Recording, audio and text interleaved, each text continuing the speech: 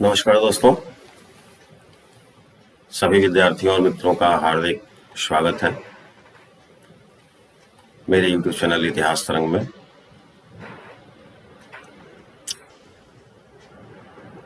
मित्रों, आज MCQ test series की हम 34वीं श्रृंखला लेकर आए हैं। आज MCQ 34 नंबर की टेस्ट सीरीज के अंतर्गत 15 सवाल आपके सामने हम लेकर उपस्थित हुए हैं। यह टेस्ट सीरीज भी इंडियन नेशनल मूवमेंट के चैप्टर से जुड़ी हुई है। भारतीय स्वाधीनता संघर्ष का जो इतिहास है या भारत में जो राष्ट्रीयता का इतिहास है, उसी टॉपिक से यह 15 प्रश्न भी जुड़े हुए हैं।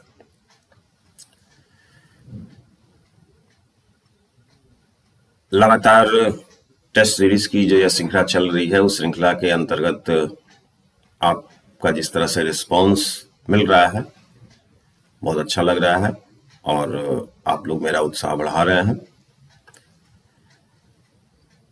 अभी भी जिन लोगों ने चैनल को सब्सक्राइब नहीं किया है, निश्चित रूप से चैनल को सब्सक्राइब कर लें, परमानेंट सब्सक्राइबर बने रहें। वीडियोस पसंद आते हैं तो आप इसको लाइव से कहीं ना कहीं शेयर कीजिए, इस पे कमेंट कीजिए, इसको दोस्तों को बताइए।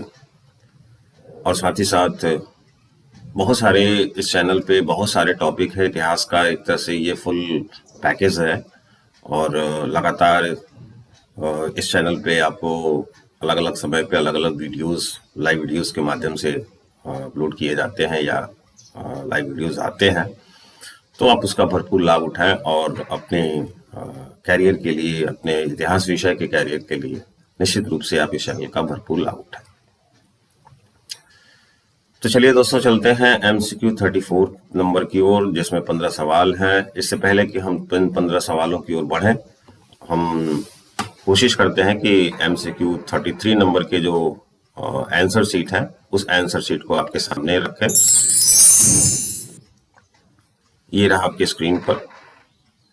MCQ 33 नंबर का जो सीरीज है, उस सीरीज के में 15 सवाल पूछे गए थे, जिसके आंसर आपको यहाँ चार्ट के रूप में स्क्रीन पर दिख रहा होगा। पहला का C, दूसरा का C, तीसरा का A, चौथा का A, पांचवा का B, छठा का B, सातवां का B, आठवां का A, नौवां का C, 10वें प्रश्न का उत्तर है C, 11 का D, 12 का उत्तर है D, 13 का उत्तर है B, 14 का उत्तर है A और 15 का उत्तर है C।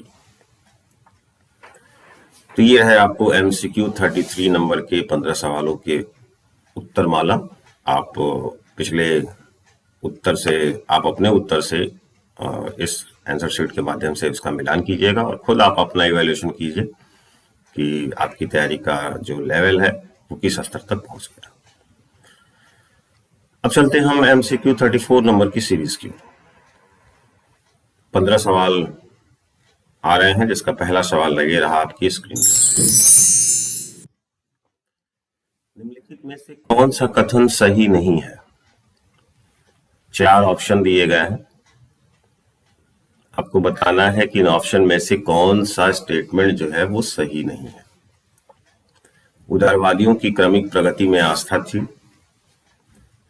उदारवादी लोकतांत्रिक तरीकों पर विश्वास करते थे।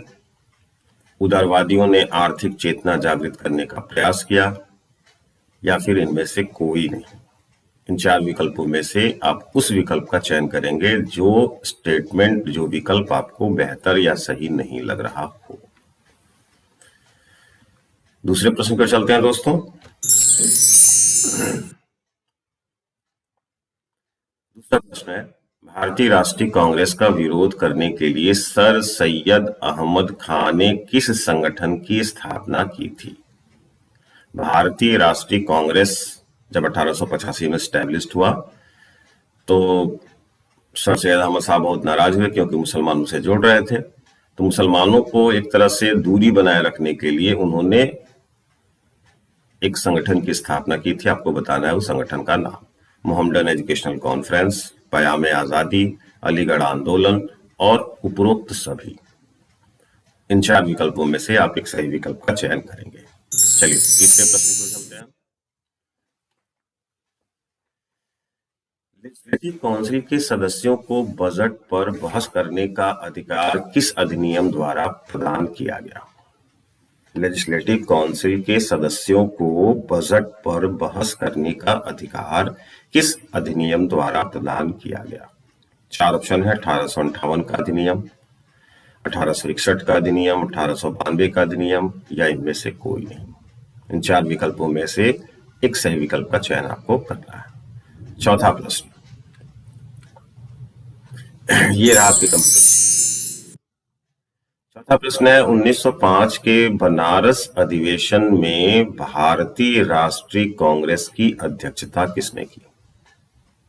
आप जानते हैं कि भारतीय राष्ट्रीय कांग्रेस की सालाना बैठक होती थी, उसके लिए एक अध्यक्ष निर्वाचित किया जाता था और वो अध्यक्ष अगले सेशन तक के लिए 1 साल तक के लिए बना होता था।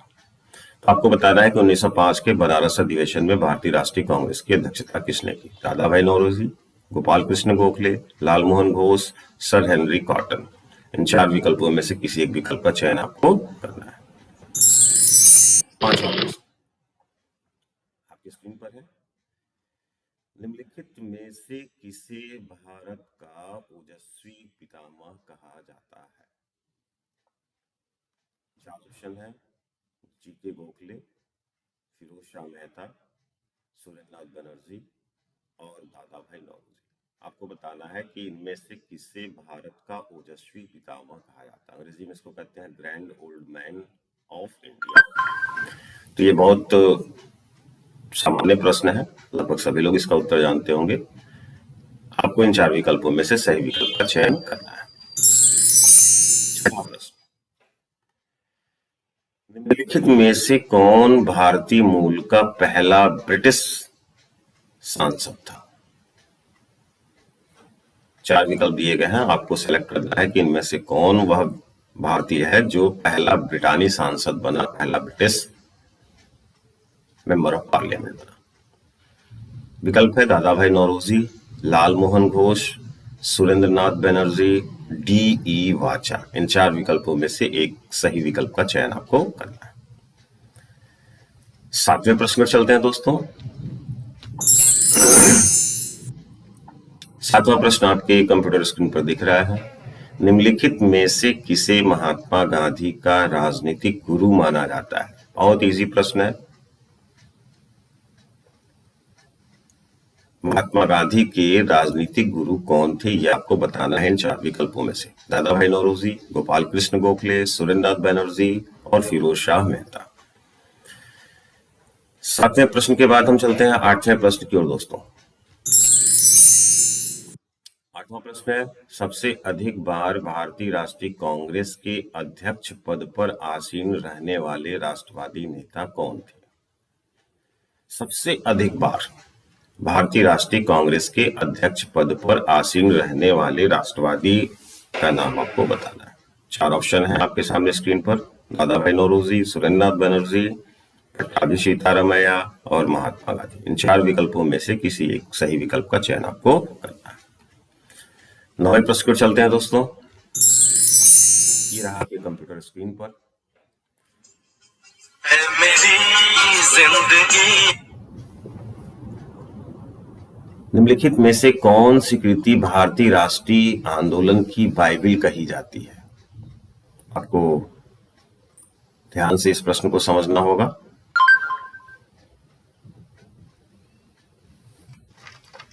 निम्नलिखित में से कौन सी कृति भारतीय राष्ट्रीय आंदोलन की बाइबिल कही जाती है?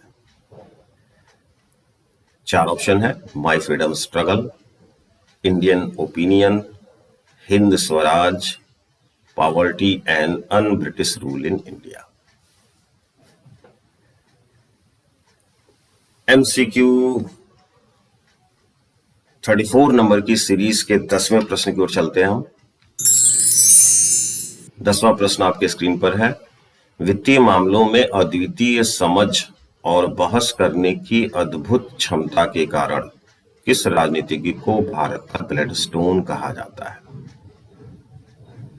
वित्तीय मामलों में अद्वितीय समझ और बहस करने की अद्भुत क्षमता के कारण किस राष्ट्रवादी को, किस राजनीतिज्ञ को भारत का ग्लैडस्टोन कहा जाता है?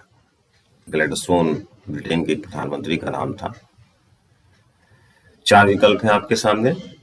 Mahadev Govind Ranade, MG Ranade, SN Banerjee that mean Surendra Nath Banerjee, तीसरा है जीके गोखले यानी गोपाल कृष्ण गोखले, और चौथा है डी.ई. वाचा। इन 4 विकल्पों में से सही विकल्प का चयन आपको करना है। एमसीक्यू टेस्ट सीरीज 34 नंबर की सीरीज के 11वें प्रश्न की ओर हम चलते हैं दोस्तों। 11वां प्रश्न है, वेल्वाई कमीशन का संबंध निम्न में से किससे है? वेल्वाई कमीशन का संबंध निम्न में से किससे है? 4 ऑप्शन है, सेना, अकाल, देशी रियासत और वित्त। आप जानते हैं कि अंग्रेजों के शासनकाल में विभिन्न मुद्दों पर अलग अलग समय पर अलग अलग कमीशन का गठन किया गया है। आपको बताना है कि वेल्वाई कमीशन का संबंध इन 4 विकल्पों में से किसके साथ है। 12वें प्रश्न चल रहा है दोस्तों। बहुत सिंपल सा सवाल है, सर्वेंट्स ऑफ इंडिया सोसाइटी नामक संगठन की स्थापना निम्न में से किसने की? यानी सर्वेंट्स ऑफ इंडिया सोसाइटी के संस्थापक कौन थे? सुरेंद्र नाथ बनर्जी, गोपाल कृष्ण गोखले, बीजी तिलक, मोहम्मद अली जिन्ना। इन 4 विकल्पों में से किसी एक सही विकल्प का चयन करना है। अब चलते हैं 13वें प्रश्न की ओर। निम्नलिखित में से किसे राष्ट्रगुरु के नाम से संबोधित किया जाता है? बहुत इंपॉर्टेंट प्रश्न है। भारत में वह कौन सा व्यक्ति है जिसको राष्ट्रगुरु के नाम से संबोधित किया गया है? 4 ऑप्शन है आपके सामने, रविन्द्रनाथ टैगोर, गोपाल कृष्ण गोखले, सुरेंद्र नाथ बनर्जी और दादा भाई नौरोजी। 14वां प्रश्न, यह रहा आपके कंप्यूटर स्क्रीन पर। भारत के इतिहास में भारतीय वर्क ऑफ इंडिया के नाम से निम्न में से कौन प्रसिद्ध है? इसे भारत का वर्क कहा जाता है। 4 ऑप्शन है, सुरेंद्र नाथ बनर्जी, सर सैयद अहमद खां, मदन मोहन मालवीय, बी.डी. सावरकर। वर्क एक बहुत बड़ा राजनीतिज्ञ था और तार्किक राजनीतिज्ञ था। तो भारत के उस राष्ट्रवादी या उस राजनीतिज्ञ का नाम आपको बताना है जिसको इस तरह की ख्याति मिली हुई थी और वो भारत में भारतीय वर्ग के नाम से फेमस था। 4 ऑप्शन जो आपको दिए गए हैं उन ऑप्शन में से एक सही विकल्प का चयन आपको करना है। और अब चलते हैं दोस्तों एमसीक्यू टेस्ट सीरीज नंबर 34 के हम अंतिम और 15वें सवाल की ओर। ये रहा आपकी कंप्यूटर स्क्रीन पर।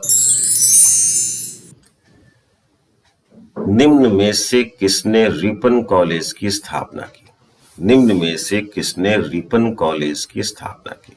भारत का बहुत पॉपुलर कॉलेज है ये, अंग्रेजों के जमाने में स्थापित किया गया था। 4 ऑप्शन आपके सामने स्क्रीन पर दिख रहे हैं, Lord Ripon, mister A.O. Hume, William Wedderburn और सुरेंद्र नाथ बनर्जी। इन 4 विकल्पों में से एक सही विकल्प का चयन आपको करना है। तो ये तो रहा दोस्तों आज का 15 सवाल, एमसीक्यू टेस्ट सीरीज 34 नंबर की सीरीज के 15 सवाल। आप इन 15 सवालों के उत्तर कमेंट सेक्शन के माध्यम से हम तक पहुंचाएंगे और अगली बार जब भी इसका आंसर शीट जारी किया जाएगा तो आप उसका मिलान करके आप अपनी तैयारी की परख करेंगे, आप अपनी तैयारी का एनालिसिस करेंगे। बहुत ज़्यादा चिंतित होने की जरूरत नहीं है। आप कछुए की गति से लगातार मेहनत करते रहें, धैर्य बनाए रखें। जो सेक्शन आपका वीक है उस पर ज़्यादा फोकस हो। निश्चित रूप से आप अपने लक्ष्य की प्राप्ति में सफलता प्राप्त करेंगे। इन्हीं ढेर सारी शुभकामनाओं के साथ अब हम आपसे इजाज़त लेते हैं। हमें इजाज़त दीजिए। बहुत बहुत धन्यवाद आप सभी लोगों का। Very very thanks to all of you. Thank you very much.